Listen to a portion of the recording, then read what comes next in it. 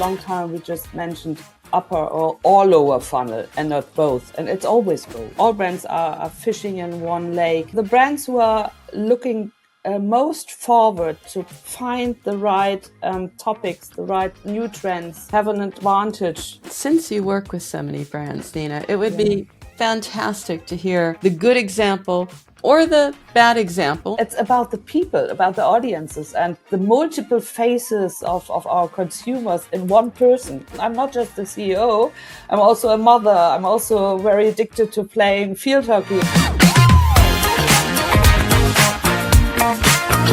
This is it. This is where we have the bold conversations with some of the brightest minds in AI, marketing, apps, mobile, you name it. That's what I say this is all about. And that's why I have personally and specifically chosen my guest, Nina Brit Brando, CEO of Carat Deutschland GmbH, which is a company we'll be talking about, but we're going to talk about you as well, Nina. That's what I thought we would do on this show, get to know you personally. So it's just a joy and an honor to have you. Thanks for having me. I really appreciate it. Now, we've chatted a bit, and what got me excited was, yes, first of all, you're a woman, you're a CEO of a company. That means you've gone through management, coming up the ladder, understanding what works, what doesn't, but you've always stayed focused on connecting on an emotional level. And branding, the whole idea of brand performance, it's changing so much. And all the events I've gone to, they sound like they've got your playbook in a way. So I have to ask you, where does that come from, Nina, that you care about the brand as an experience? You have a very specific view that I'm hearing a lot about, but you've been practicing probably for quite a few years, I would imagine. Yeah. I'm in the business now for so many years. You mentioned that, and I've connected with so many brands, and personally, most of them, I was very much involved in the stories behind and how brands developed. And I think brand building and brand growth, there are two all-time truths, I think. It's about brands have to be or must be easily to recall, and they have physically be available when I try to shop them. So it's about mental and physical ability. And secondly, it's about effectiveness. So it's about scale. So people and about shared scale, fame. People have to talk about that. So there are always a story behind to share. And this is part of the communication. Communication is our job. And this is mostly not driven functional by brands. It's driven by the relationship, by the culture, by the environment. And we've gone through so many different periods. In the broadcast area, it was easy. We have this news anchorman who told us the news, and the 30-second spots who gave us a taste on everything. And then we came into the position era when we all about performance, and brands were pushed through the funnel, very much down the funnel, and no incrementality is left to really put on stories. It's about mass targeting. It's no longer about telling stories or enabling passions or feelings. And now we are in a complete and most exciting situation, because most of the ad spends are now driven by algorithm. So we and the brands are now nearly on the same platform in the same brand areas. And I think it's now the challenge, and the brand will win, which start to connect cultural beyond that average, driven by algorithm on the platforms, which connect really to the people who predict what is the next trend or what they get engaged with and what they are looking for. And this is a bit back to roots. It's about the people, about the audiences, and the multiple faces of our consumers in one person. Me, in different situations, I'm open for messages and content in different contexts. So, and I'm not want to be seen as one. I'm not just the CEO. I'm also a mother. I'm also very addicted to playing field hockey. I have so many pictures in my head and so many situations. So I'm culturally would be understood by the brands I like. And and get involved in this. And this is a bit what I still love. It's about people and understanding of people. And this is what I mentioned formally to you. Data is the basis. Data is key, yeah, but it needs empathy to understand the story behind, and the empathy to play that data right in terms when it comes to audiences. And that's going to be the differentiation, right, Nina? I mean, Yeah, we all have data, so we all have data. It's like, uh, then what next? And that what yeah, next is very much the storytelling. I mean, storytelling, talking about storytelling isn't mm, new, but we've also seen examples of, sort of brands gone, well, maybe not wrong, but off the path. It's the whole yeah, idea of do you go out for new customers? Because some of these brands, they're not all new. mm, They have their audiences, and it's hard to shift. And we saw that, for example, with Jaguar. What can yeah, happen? yeah, yeah, It can go definitely. really well or really south. Mm. I think it's a brave move from Jaguar to really go far beyond that heritage they had with this luxury man, performance-driven Jaguar brand. Hmm. Um, but the intention to really say I can't grow on that audience. I need to find the next audience to grow, and have to play different in a different play field in terms of values, in terms of engagement, and broad brands need a great brand experience. So you have to find your field where you can play this. And it's brave from Jaguar. I'm not sure. I don't feel that comfortable with that, but this is just me. So but let's see. Give it a chance. Well, at least it's brave. It's Mm, bold. mm, It is what you have to do. But storytelling, as you also pointed out, yeah, it is at the core of what's meaningful, and it doesn't always have to be purpose. It can be other ways of storytelling and showing empathy. Now, you've worked with so many companies. I'd love yeah. to hear from you some of the storytelling that you've shaped that you're proudest of because of what it did, what it shared, or maybe just the learning experience of what storytelling doesn't need to be or shouldn't be. Yeah, I think first of all, it's maybe good to mention that for me, storytelling is part of the whole ecosystem. So, as I mentioned, first it needs scale to build brands. So it needs a lot of people, but Hmm. storytelling is the way to get more niche and more specific and beyond that, and go predictive in a way to see what's coming next. And I had the chance to work for brands of LVMH, for example, Louis Vuitton, Dior, Hmm. and this is where I've really learned where culture come together, from fashion, from art, from all the designers, and this is zeitgeist, and this zeitgeist is part of storytelling. Yeah? You have this protagonists in terms of designers and positioning the brand in different and new target audiences, very young target audiences as well, in different channels. But it's an overall orchestration. Yeah?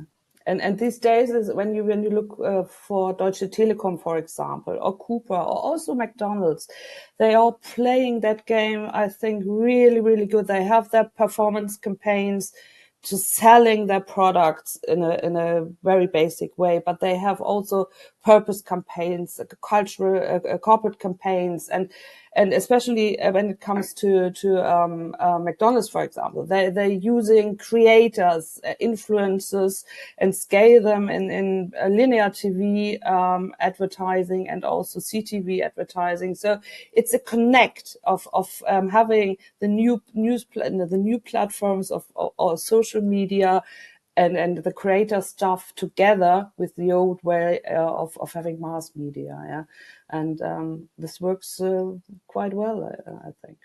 So you mentioned major brands like Deutsche Telekom. That is a fantastic story. And we saw it because that's when we met last time. We were at the MMA Germany Smarties Gala Yeah, event in Berlin, and they walked away with, I don't know, yeah, they had so many that they actually stacked them one on top yeah, of the other and could lean yeah. on them. So it was like 6 or 8 Mm, awards for just a great story that says, you know, it's against hate, it's against bullying, it's Yeah. about communication. They're a Yeah. communication company, but bringing that out, that brand commitment to something greater than themselves, but is Yeah. still related to them, because I think that's a Yeah. problem. Some brands, they're like, oh, this is the new Mm. concern of the moment, and it doesn't fit the brand. Yeah.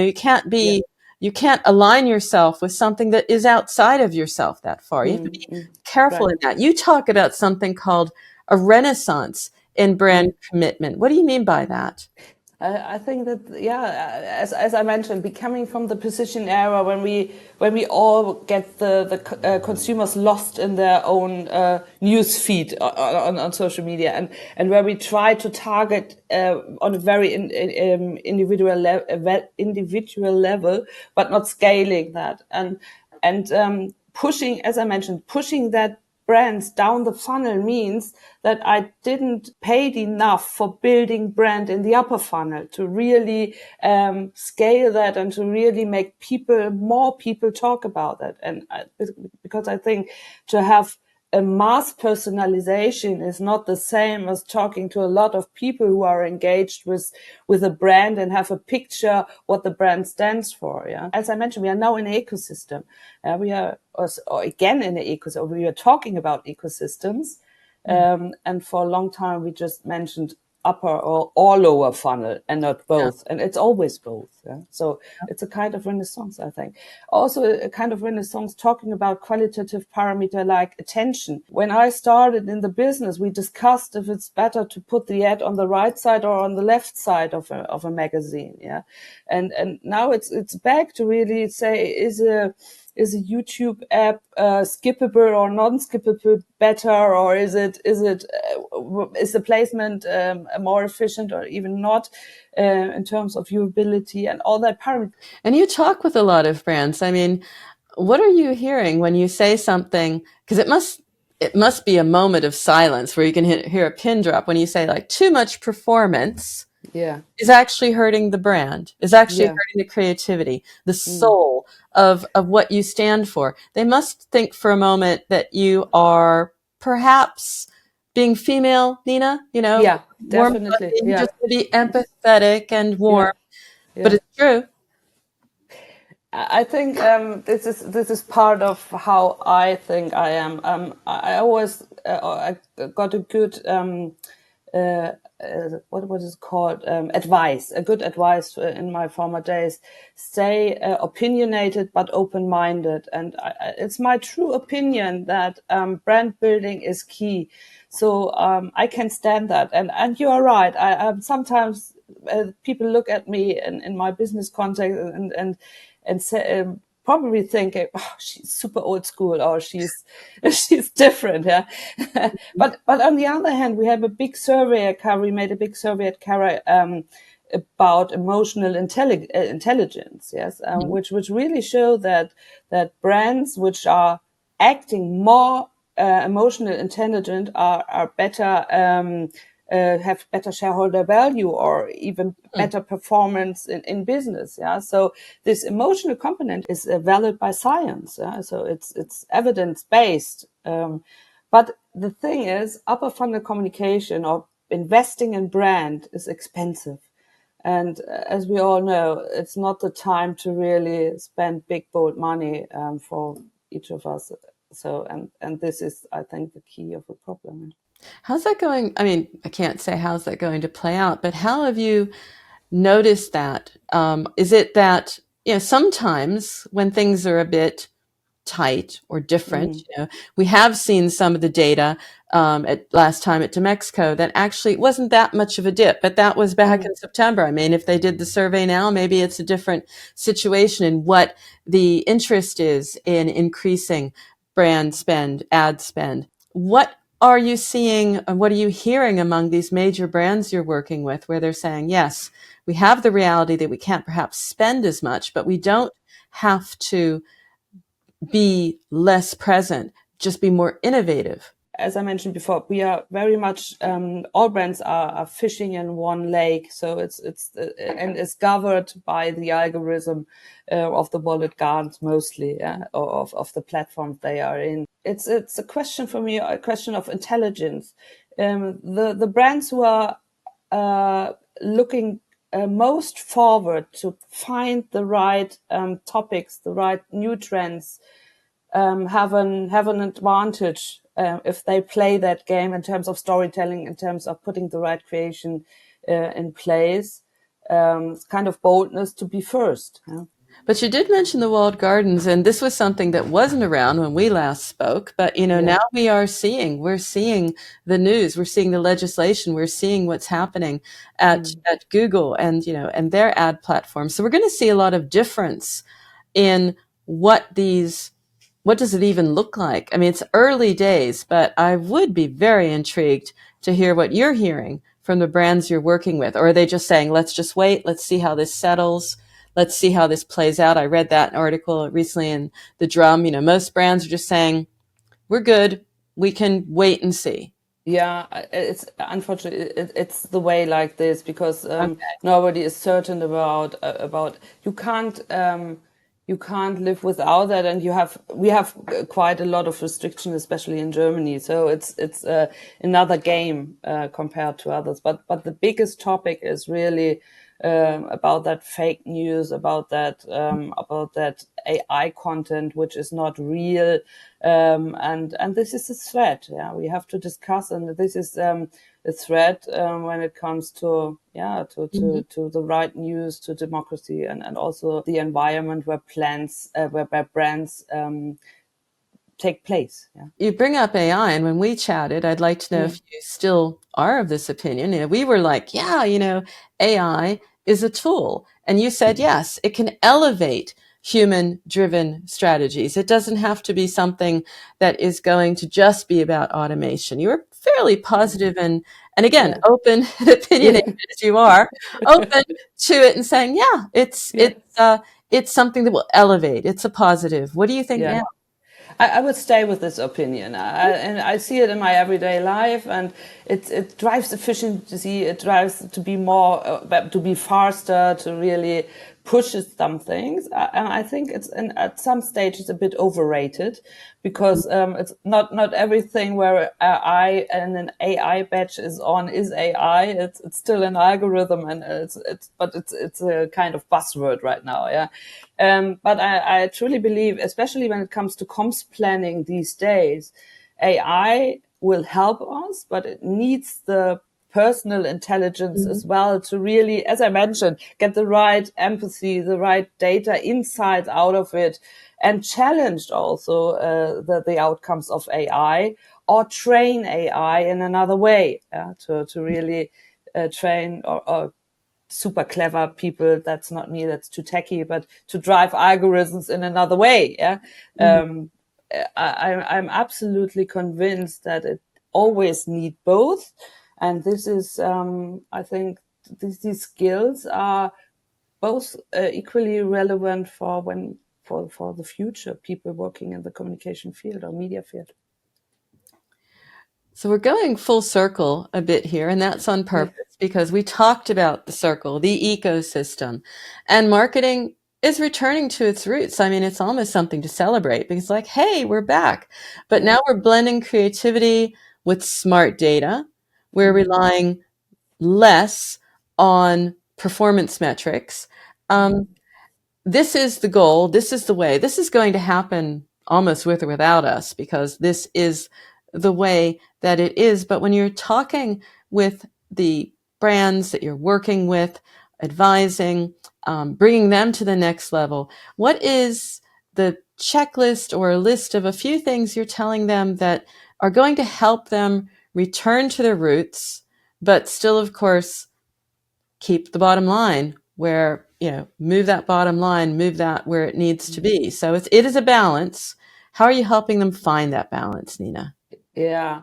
Yeah, this is a good question. It depends to how on which maturity stage a client is in terms of Okay. data, in terms of marketing and comms know-how. But it's pushing always in the same direction. It's a balance between scale, which is still necessary to build brands. You have to invest in broader communities and groups, and relevance and attention. So the qualitative aspects. And this is only possible if you as a company don't continue to work in silos. Mm. You have to connect each discipline to really get the best out of it. So it's the interconnectivity I'm trying to push in most of my clients' relationships, business development in the end. But we are now no longer just having the responsibility to push comms outcome. In the end, it's the business outcomes of our clients which are relevant and which scores our relationship. Yeah. So, I didn't want to put you on the spot, but since you work with so many brands, Nina, it would yeah. be fantastic to hear, the good example or the bad example. And you don't necessarily have to name them, but, Mm. there are people out there, there are brands, there are marketers who understand the playbook, who understand its back to basics, who understand that they need to have, a greater commitment, um, as a brand, but also to the creativity that makes their brand stand out. And there are some that don't get it. I like an example of either to sort of highlight how this can be, to give an Yeah. example of how a brand can elevate themselves. Oh, that's difficult. I know I should have brands in my mind, but You work with it's so not that many. easy. It's not that easy, I think, because the great examples I already mentioned with Telecom, with Cupra as a new car What about brand. Cupra then? What is it Yeah. about Cupra that stands out? It's a new car brand, and in Germany to bring cars into the market is it's tough. We are a country where automotive is born, yeah, with Mercedes, with BMW, VW, and Cupra is so successfully in this market. Not only the visibility on the streets, also the communication is very much upfront. So I think this is really they have to they seems to do a lot of those things right. Yeah. So it's that communication at the top, but then getting this down deeper in the funnel, that commitment. What is it about Cooper? Top of funnel, I get it, but you're Yeah. saying they've got the whole ecosystem in their sites. Yeah, this is what I've seen from the communication, because they are working with influencers as well. They are having this great connection, going to festival opportunities. Music is a great connect, as well as True. sports. So this is the cultural. I think here is a good example where culture and brand comes together and meets the needs of the audiences. Yeah. And this is what it is about. And this is another thing. A lot of brands are having, with global brands, and this is a threat, are using the same playgrounds in terms of music, in terms of what is fashion, what is not. And there are just some brands who brave enough to stand out, and I think Cooper did it their own way. Mm-hmm. Mm-hmm. Well, speaking of their own way, that is certainly what impressed me about you, Nina. You have that. I saw you also speaking with other brands at the events, and they want to hear that open, opinionated side of you. I think is what they want, because you're going to tell it to them the way you see it. So I want to keep that. I want to unlock and unleash that, and keep that as how we end our conversation, and ask you just a couple of things. What you think is where you see brands struggle, maybe even overthink what they need to be doing, what's on their agenda when it comes to relying solely on performance metrics. What are they overthinking in that shift? No, I think, uh, but this is the numbers, the data, the figures, give them a reinsurance, but there is something above or beyond, sorry, beyond that reinsurance based on data.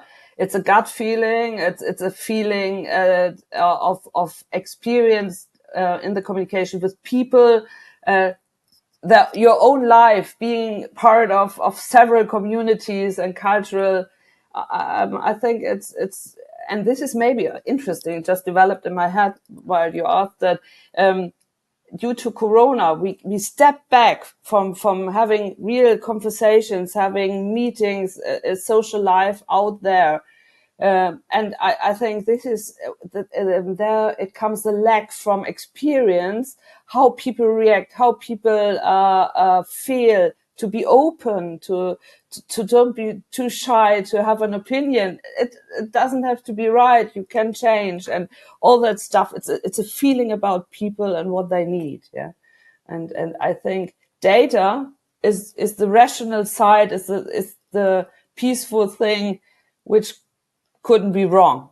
It's kind of objective. Yeah. Is it objective? Yes. It's interesting because I was just at an event where we talked about how we need to accept that people are irrational. They're not always going to pick what we think they would or should, or what adds up doesn't always add up. So with that in mind, tell me one element of emotional storytelling that is absolutely something you can't skimp on, you can't exclude. Really, really the table stakes of when you have the best strategy, you have storytelling that connects. What makes storytelling connect, in your opinion? Storytelling may connect that I have a consistency in messaging, but have a very individual device playing format. So I have always can see the brand as sender, yeah, which is, by the way, more and more difficult when it comes to TikTok and to Instagram and have all that reels. I have now 30 seconds to really keep the brand up front and have a message and the right content in place, where I have a former times 30 seconds or 45 seconds for a TV commercial. So, and that is a threat as well. When I have the TikTok feed, I have if they do it right, I have a row of logos, because I only have that 10-second thing. So I have to be clever and more creative and have to think about where I put my message on which platform, very individual. But again, it has to be an ecosystem. It has to connect again to the brand. Mm-hmm. You yourself, you give a lot of advice to brands, and you are talking with them, speaking with them. What do you see as your biggest contribution to this discussion, or what do you see as what you bring to this as an individual, Nina? I think it's maybe my personal, I'm really enthusiastic about brands, how brands are built. And as I mentioned, the story, how brands came up, and that's I think this is my passion, and this is what I can, or I love to talk about. Yeah. That would be lovely. Well, as I said, I enjoy talking with you. I think it's probably the reason a lot of people enjoy talking with you. And of course, Carat. I was going to ask you more about Carat, but maybe that's something that I do on another podcast. Who knows? Asking about, the role of the agency and how that has evolved as well. But I wanted to speak with you, get your backstory, and understand more about how we can elevate the human-driven strategies, the human-driven stories. And so you've done exactly that, shared your views and been very upfront and honest about it. So thank you so much, Nina. It's been a joy. Thank you for having me again. And I hope, I could give some, or give some of my passion to you as well. Oh, I think it's contagious, Nina. I truly, truly do. Okay. Fantastic. Well, we will keep the conversation going, and I look forward to chatting with you, and of course, continuing this series with you soon. Thank you. Thank you so much, Peggy, and looking forward to see you at the OMR then. You're on. And of course, if you're tuning into In the Groove on YouTube, well, go ahead and smash that subscribe button. It will allow you to stay up to date with the series, and not only that, enjoy the pure gold of knowledge and insights our guests bring to every episode.